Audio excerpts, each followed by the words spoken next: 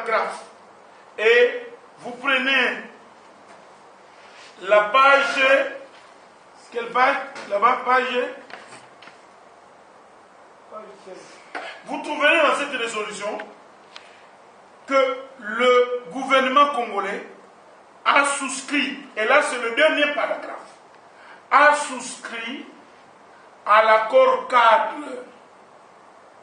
Cet accord cadre a été coulé, a fait naître la résolution 2098. Ici, il appartient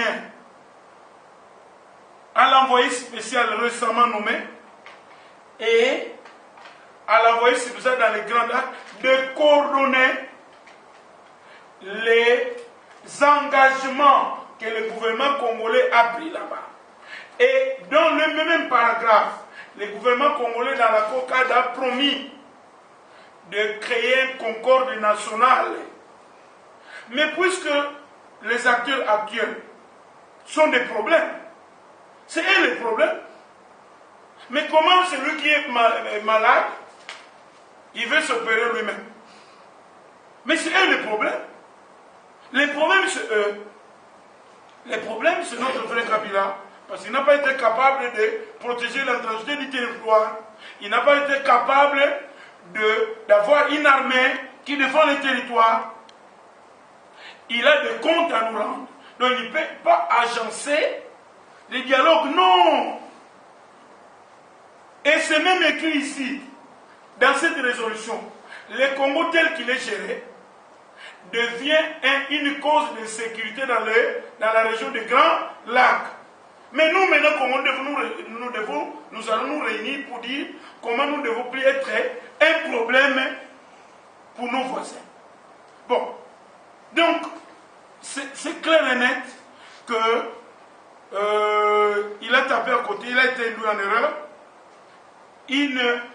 Un débat plus grave encore.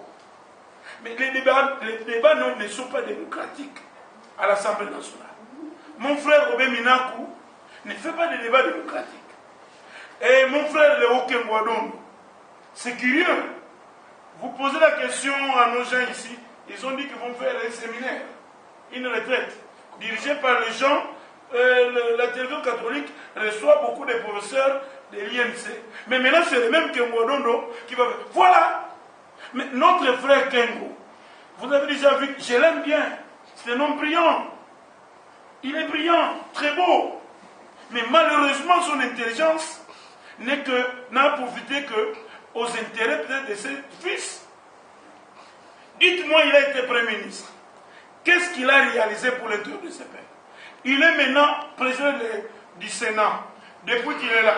Si vraiment c'est une chambre de sagesse, quand est-ce que ce Sénat a retourné une loi budgétaire parce que le peuple ne se retrouve pas?